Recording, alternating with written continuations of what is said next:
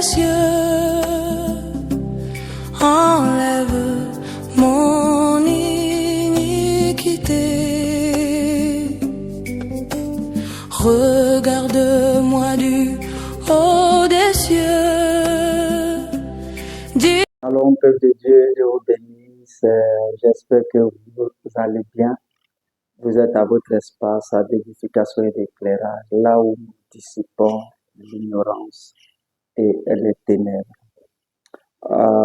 Ok, aujourd'hui nous allons encore continuer sur la réception et le remplissage du Saint-Esprit de Dieu.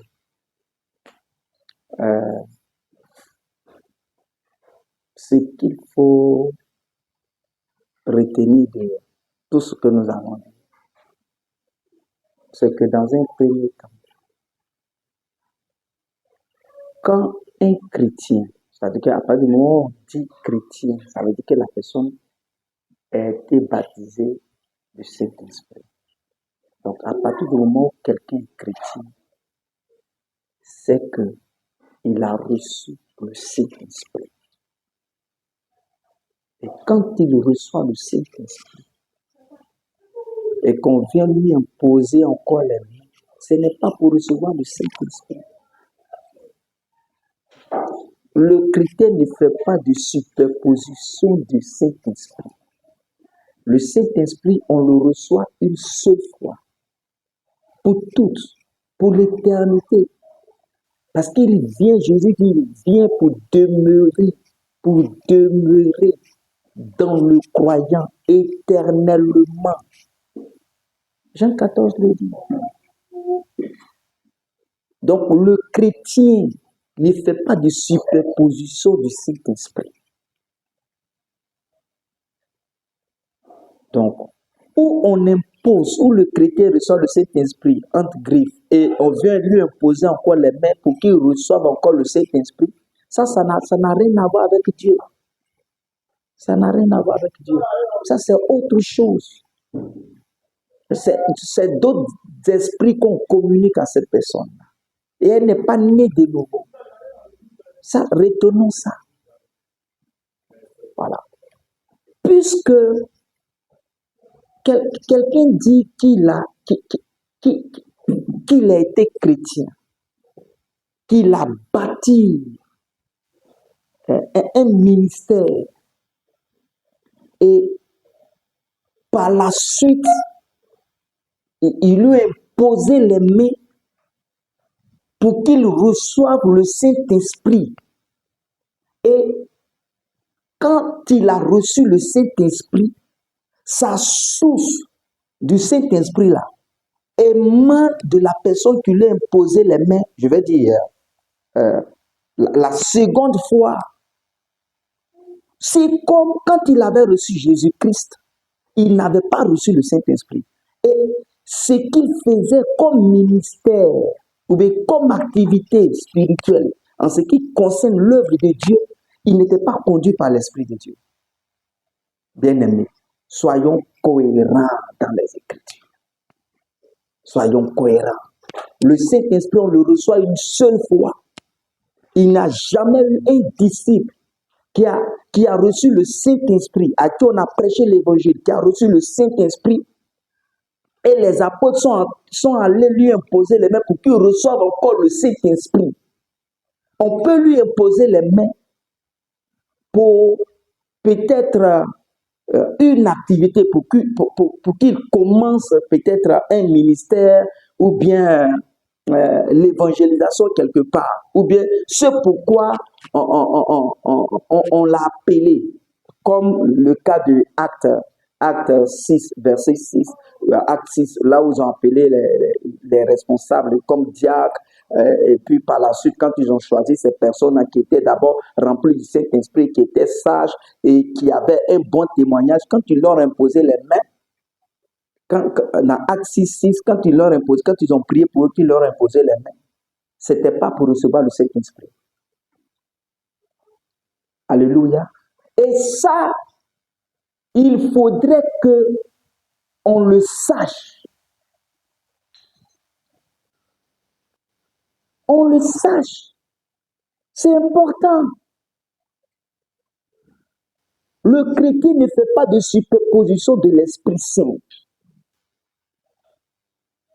Et quand il reçoit le Saint-Esprit, et qu'on dit qu'il est rempli, il est rempli depuis son intérieur. Ce n'est pas parce qu'on lui a imposé les mains que le Saint-Esprit est venu sur lui pour le remplir. Non, il a été rempli depuis son intérieur. Parce que quand il reçoit le Saint-Esprit et qu'il est rempli depuis son intérieur, pas depuis l'extérieur.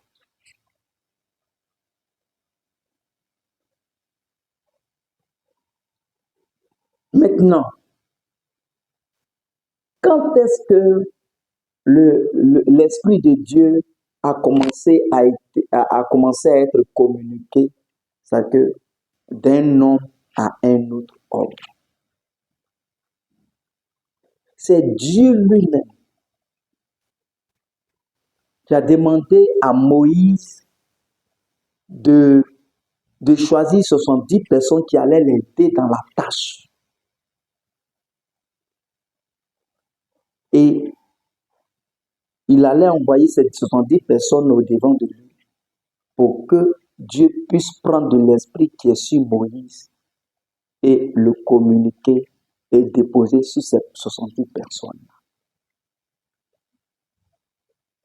Et c'est ce qui a été fait. Et je préfère même qu'on le lise.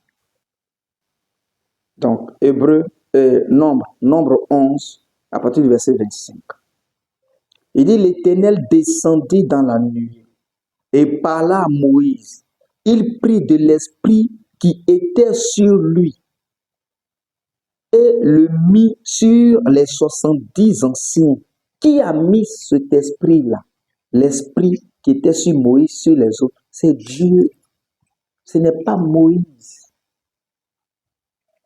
Donc, bien vrai qu'on impose les mains aux personnes pour qu'ils reçoivent le Saint-Esprit, mais celui qui donne le Saint-Esprit, là, c'est Dieu. Donc, la source du Saint-Esprit, c'est Dieu. Et quand le chrétien reçoit l'Esprit Saint, la Bible dit qu'il devient une source aussi. Pourquoi? Parce qu'il doit communiquer la vie aux personnes qui doivent l'écouter.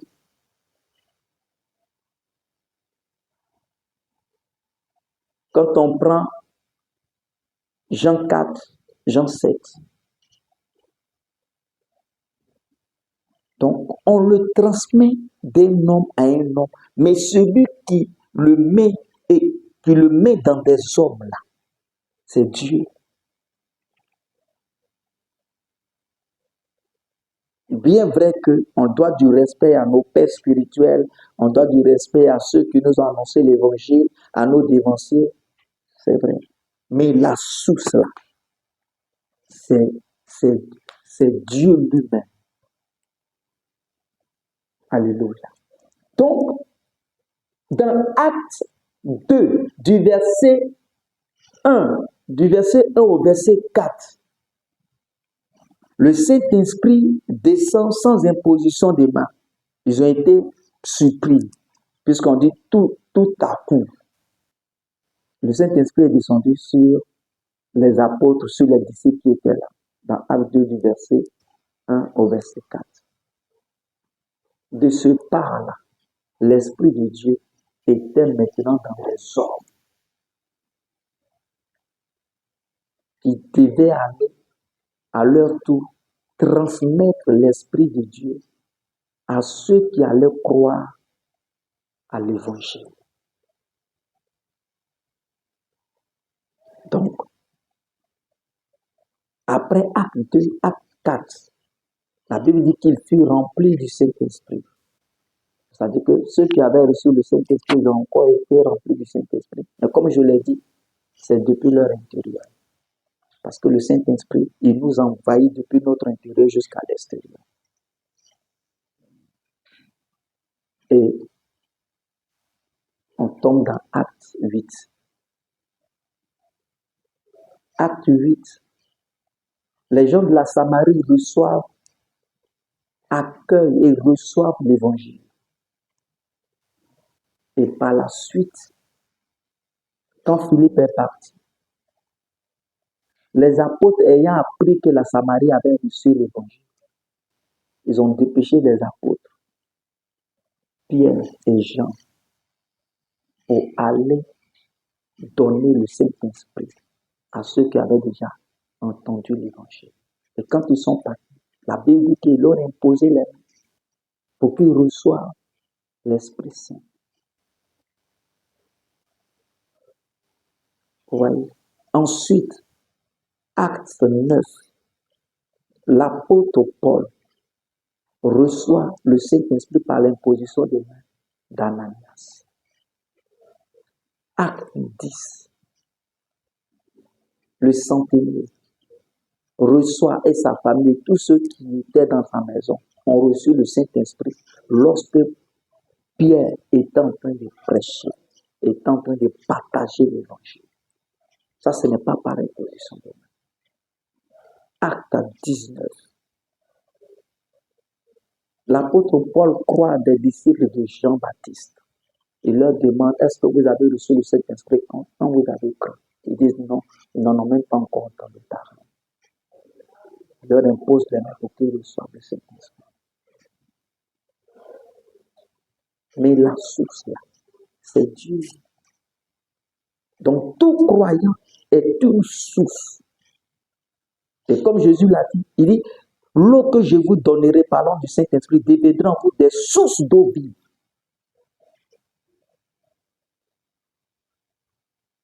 Mais la source là, qui transmet l'esprit là, c'est Dieu. Parce que Dieu est dans le croyant. L'esprit de Dieu est dans le croyant.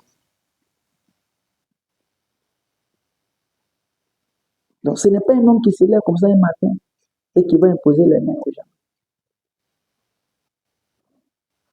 Nous recevons le Saint-Esprit de Dieu, mais par l'homme.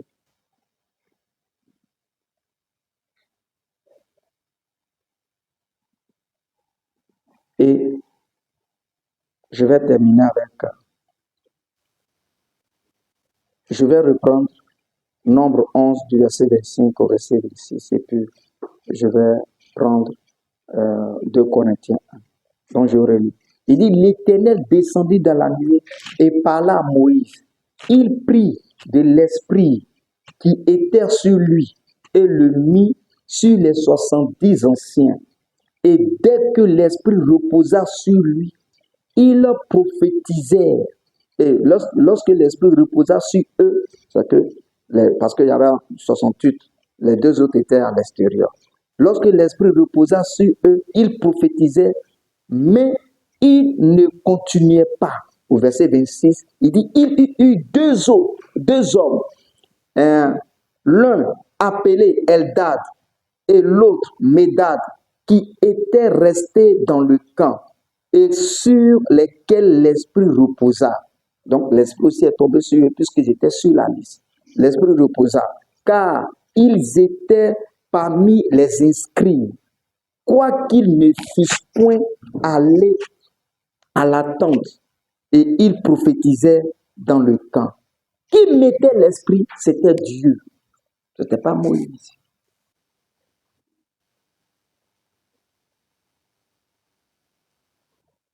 Soyons cohérents. Tout chrétien est une source de l'Esprit de Dieu.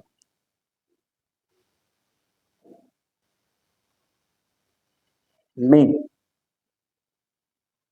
la source véritable, c'est Dieu lui-même. Et comme le chrétien est dans le ciel, parce que Dieu est dans le chrétien par l'esprit. Le chrétien étant dans le ciel, Dieu étant dans le ciel du chrétien, communique le Saint-Esprit à toute personne qui reçoit l'évangile, qui accepte Christ. Et à partir du moment où le chrétien reçoit le Saint-Esprit, qu'on lui impose les mains, qu'on ne lui impose pas les mains, s'il est rempli du Saint-Esprit, ce n'est pas que l'Esprit quitte à Dieu pour venir en lui. L'Esprit était déjà en lui.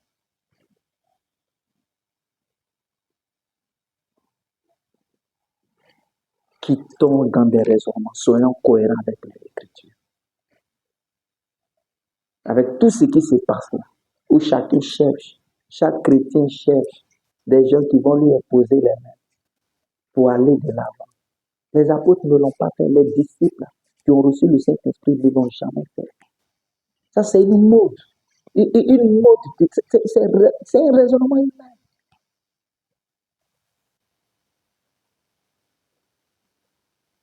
Et c'est ce qui entraîne tous ces désordres là-dedans.